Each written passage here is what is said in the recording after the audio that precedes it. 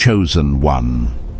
Something has shifted in the unseen, and if you can feel that quiet pressure in your spirit right now, it is because this moment was marked for you long before you ever understood who you were becoming. You did not arrive here by curiosity. You were summoned by alignment, because out of billions of lives moving across this earth, yours carries something that could not be left to chance. That feeling you have carried, the sense that you were different, set apart, unable to fully merge with the spaces around you, was never confusion.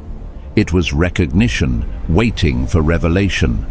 The early marking on your life was not a burden, it was a signature, and heaven has been watching how you moved when no one affirmed you, how you chose integrity when compromise would have been easier, how you stayed when others would have folded.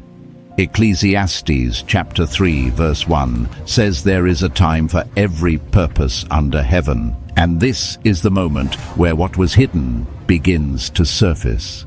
What felt like delay was positioning, what felt like isolation was protection, and what felt like silence was preparation for a level your past could not hold. Chosen. One, stay with this message, because what is about to be revealed will show you why you were marked early and what that truly means for your next step. Or, chosen one. What you have been feeling lately is not random, and it is not something you can explain away with logic, because there are moments now where everything around you continues as normal, yet something inside you has gone still, almost as if your spirit has stepped outside of your own life and is observing it from a distance. You may have found yourself lying awake at night, staring at the ceiling, replaying conversations, replaying decisions, trying to understand why spaces that once felt familiar now feel foreign, why certain people who used to fit no longer align, why even in a room full of voices you feel a silence that no one else seems to notice. And the temptation has been to interpret that silence as something being wrong with you, as if you have somehow lost your place in the world, as if you are drifting away without direction. But what you are experiencing is not disconnection, it is separation for purpose. It is the early evidence that something inside you has matured beyond the environment you are still standing in. That discomfort is not confusion, it is clarity trying to emerge, and the reason it feels unsettling is because it is revealing that you no longer belong where you've been trying to remain. There is a quiet battle happening in your thoughts, and if you listen closely, you can hear the tension between two voices. One is subtle but persistent, reminding you of every time you didn't fit, every moment you were misunderstood, every instance where you were either too much or not enough. That voice has been building a case against your identity, trying to convince you that your difference is a flaw, that your sensitivity is weakness, that your inability to conform is failure. But the other voice, the one you almost ignored, the one that feels deeper and steadier, has been telling you something entirely different. It has been whispering that you were never meant to blend in, that what feels like isolation is actually distinction, that what feels like delay is actually design. Jeremiah chapter 1 verse 5 declares that before you were formed, you were known, and before you were born, you were set apart. That means the moment you began to question yourself was never the moment your identity was decided. Your identity was established before you had the ability to doubt it. Before you made a single mistake, before you experienced rejection, before anyone labeled you or misunderstood you, there was already a verdict spoken over your life, and that verdict cannot be overturned by your past, your environment, or your current confusion. So, when you look back at the moments where you felt out of place, the rooms that did not accept you, the relationships that felt like they were constantly forcing you to shrink, you have to begin to reinterpret them. Those were not signs that you were failing to belong. They were evidence that you were never meant to belong there in the first place. The misalignment you felt was not rejection, it was protection. The The discomfort was not punishment, it was positioning. Every place that could not hold you was revealing the scale of what you carry, because what is inside you cannot be contained by environments that require you to compromise it. And I know there were times when that realization did not feel empowering, it felt lonely. There were nights where you questioned everything, where you wondered if you were the problem, where you tried to adjust yourself just enough to fit just enough, to be accepted, just enough to feel normal again. But every time you tried something inside, you resisted, something refused to settle, something would not allow you to fully shrink into a version of yourself that felt easier, but less true. That resistance was not stubbornness, it was preservation. It was the part of you that knows what you are becoming, even when your mind has not fully caught up to it yet. You are not behind, chosen one. You are being prepared in a way that cannot be rushed, because what has been marked on your life requires a level of depth that comfort could never produce. There are things being built within you right now that could not survive distraction, that could not develop in noise, that required a level of separation that felt uncomfortable but was absolutely necessary. What you called isolation was actually construction. What you called delay was actually refinement. What you called confusion was actually the dismantling of everything that could not go with you into the next season. And here is where the shift begins to deepen, because being marked early does not just mean you are chosen. It means you were introduced to certain realities before you were ready to fully understand them. It means you felt things before you could explain them. It means you recognized misalignment before you had the language to define it. It means you carried a sense of purpose before you saw any evidence of it. And that creates a tension, because you are living in a present that does not yet reflect what you know is inside you. But that tension is not permanent, it is transitional. And what you are stepping into next is not something you are going to find by searching harder, trying more, or forcing outcomes, because what is meant for you is not hidden somewhere outside of you waiting to be discovered. It is already within you waiting to be revealed at the right time. And that is where most people misunderstand the process, because they spend years chasing something that was never lost, exhausting themselves, trying to locate a purpose that was never missing, when the real shift happens the moment you stop searching outward and begin aligning inward.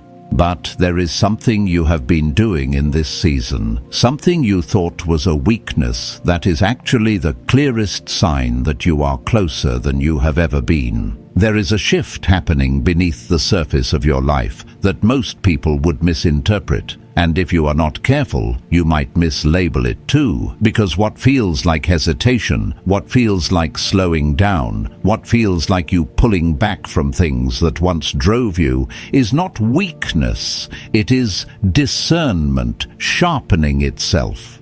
You have started to notice that you cannot move the way you used to. You cannot say yes as easily. You cannot force yourself into conversations, environments, or opportunities that do not feel aligned. And instead of seeing that as growth, there is a part of you that has questioned whether you are losing your edge, whether you are becoming too cautious, too withdrawn, too different from the version of yourself that once moved quickly and without hesitation. But chosen one, what is actually happening is far deeper than behavior. It is identity being recalibrated. You are no longer operating from the same internal framework, and because of that, the things that once motivated you no longer carry the same weight. What used to feel urgent now feels unnecessary. What used to feel important now feels empty. And what used to excite you now feels misaligned. This is not stagnation, this is refinement, and refinement always feels like reduction before it reveals expansion. You are being stripped of the need to move prematurely, the need to prove yourself. the need to chase what was never assigned to you. And in that stripping, it can feel like you are losing momentum, when in reality, you are gaining precision. There have been moments recently where you paused when you normally would have pushed forward, where you stayed silent when you normally would have explained yourself, where you stepped back when you normally would have forced connection, and those moments felt uncomfortable because they did not match your past patterns. But those pauses were not delays, they were alignment corrections. You are learning to move with intention instead of impulse, to respond from clarity instead of reaction, to choose from awareness instead of pressure. And that kind of shift cannot happen without friction. It requires you to sit in spaces where you are no longer distracted by constant movement, where you are forced to face the internal process instead of escaping it through external activity. And this is where the deeper truth begins to surface, because the thing you have been calling waiting is not passive at all. It has been an active process of internal positioning, a recalibration of your thoughts, your responses, your desires, and your identity.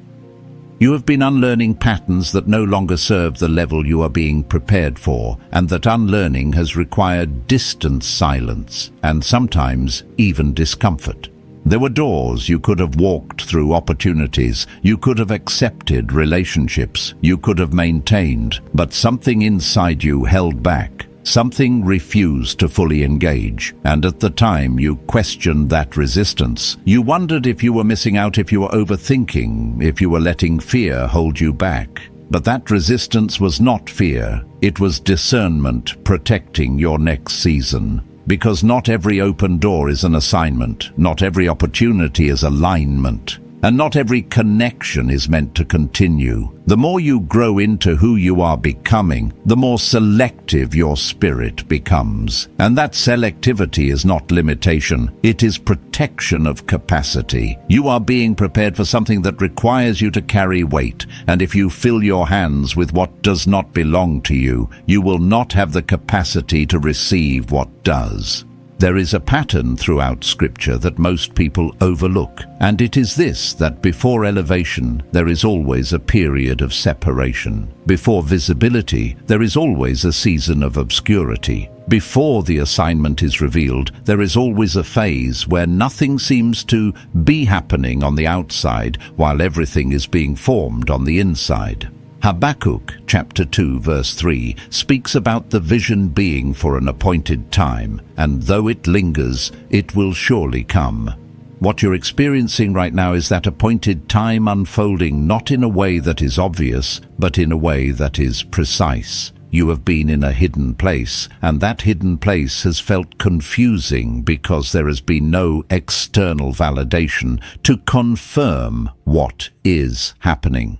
You have not had clear signs, you have not had visible progress, you have not had people around you affirming the shift. And because of that, it has been easy to question whether anything is actually changing. But the most significant transformations never happen in public. They happen in the quiet places where no one is watching, where there is no applause, where there is no immediate reward. That is where identity is formed. That is where strength is built. That is where clarity is established. And this is why what you have been experiencing cannot be rushed, because if you move too quickly, you will step into environments that are not ready for you, and more importantly, you will not be ready for them. There is a timing to everything, and that timing is not based on your urgency, it is based on your readiness. You are not being held back.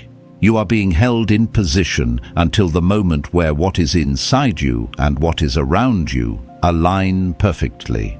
There is something forming within you right now that requires depth, and depth cannot be created in constant movement. It requires stillness. It requires reflection. It requires you to sit with yourself in ways that are not always comfortable. It requires you to confront the parts of your thinking that were shaped by past experiences, the beliefs you formed in moments of pain, the conclusions you made when things did not go the way you expected. because those internal agreements, even the ones you are not fully aware of, have been influencing how you see yourself and what you believe is possible for your life.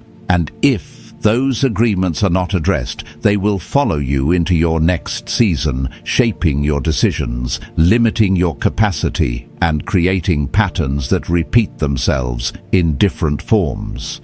That is why this season feels so internal, why it feels like you are being slowed down, why it feels like you are being asked to look within instead of constantly moving forward. Because before what is next can be revealed, what is within has to be aligned. You are closer than you think, but the next shift is going to require something from you that most people avoid, and that is the willingness to confront the root of what has been repeating in your life. What is about to surface now may challenge the way you have been interpreting your own life, because the patterns you've been trying to escape are not random, and they are not simply the result of circumstances or other people's actions. There is something deeper at work, something that has been quietly influencing your decisions, your reactions, and even the opportunities that seem to come and go, and until you see it clearly, it will continue to repeat in different forms. You have noticed it even if you have not fully named it. The same type of situation appearing with different faces, the same emotional response being triggered in different seasons, the same outcome unfolding even when you thought you approached things differently. It can show up in relationships that start with promise but end with the same sense of disappointment, or in opportunities that seem aligned but collapse just as they are about to break through, or even in the way you hold back at the last moment when everything seems ready. And each time it happens, it leaves you asking the same question, wondering why this keeps returning, wondering if something is wrong at a deeper level. But chosen one, this is not a curse, and it is not a sign that you are destined to repeat the same story. What you are encountering is an agreement that was formed at a moment when you were not fully equipped to understand what was happening. There was a point in your life where something painful occurred, something that left an imprint, and in that moment you did not just feel the experience, you interpreted it. You drew a conclusion about yourself, about your worth, about what you could expect, and that conclusion became a lens through which you began to see everything else. That lens has been subtle, almost invisible, but it has been powerful. It has shaped how you perceive opportunities, how you interpret people's actions, how you respond to uncertainty, and even how much you allow yourself to step forward. It has influenced what you believe you deserve and what you unconsciously expect to happen. And because of that, it has been quietly reinforcing the very patterns you have been trying to break. Not because you are choosing failure, but because the agreement beneath your awareness is directing your movement. This is why effort alone has not been enough to change the pattern. You have prayed, you have tried to do things differently, you have made conscious decisions to shift your behavior, and yet something keeps pulling you back into a familiar cycle. It is not because you are lacking discipline or faith, it is because the root has not been addressed. And until the root is brought into the light, the pattern will continue to regenerate itself in new forms.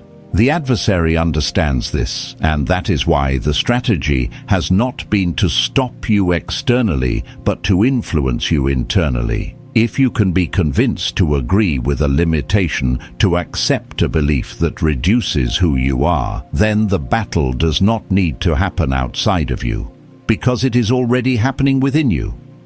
Once that agreement is in place, it begins to guide your expectations, and your expectations begin to shape your reality.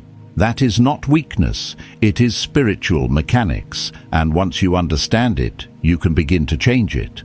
But there is something important you need to see, because the agreement you formed was not created in strength, it was created in vulnerability. It came from a moment where you were hurt, confused, or unsupported, and in that state you made sense of what happened in the only way you could at the time. That means the conclusion you drew was not the truth. It was your attempt to understand the experience. And while that conclusion may have protected you in that moment, it has now become a limitation that no longer serves you. What heaven is doing in this season is not condemning you for that agreement. It is inviting you to revisit it with a new perspective. Not to relive the pain, but to reinterpret it. Not to stay in the wound, but to hear the truth that was always present, but not fully received. Because while that moment shaped your belief, it never changed your identity. The decision about who you are was never made in your pain. It was established long before that moment ever happened. And this is where the shift begins, because once you see that the pattern is tied to an agreement, you also realize that the agreement can be broken. It doesn't require force, it requires awareness and alignment. It requires you to recognize the belief that has been operating beneath the surface, and to consciously choose a different truth, not based on what you experienced, but based on what has always been spoken over your life. But if you are honest with yourself, there is another layer beneath that agreement. Something more subtle that has been keeping it in place. It is not just the belief itself, it is the hesitation to fully release it. The part of you that has learned to stay safe, to avoid risk, to wait until everything feels certain before stepping forward. And that hesitation has been disguised in ways that seem reasonable, even wise, but underneath it, there is something that needs to be confronted before you can move into what is next.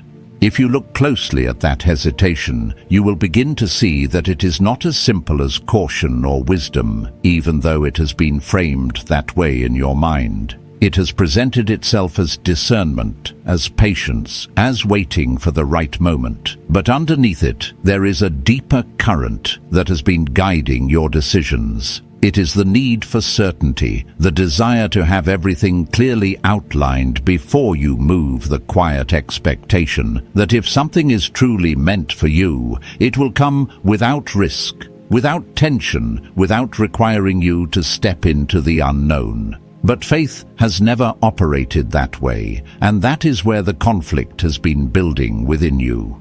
Because part of you knows you are being called forward, knows there is something more, knows that you are not meant to remain where you are, yet another part of you has been holding back, waiting for confirmation that removes all doubt, waiting for a sign that guarantees the outcome, waiting for a sense of complete clarity before you take the next step.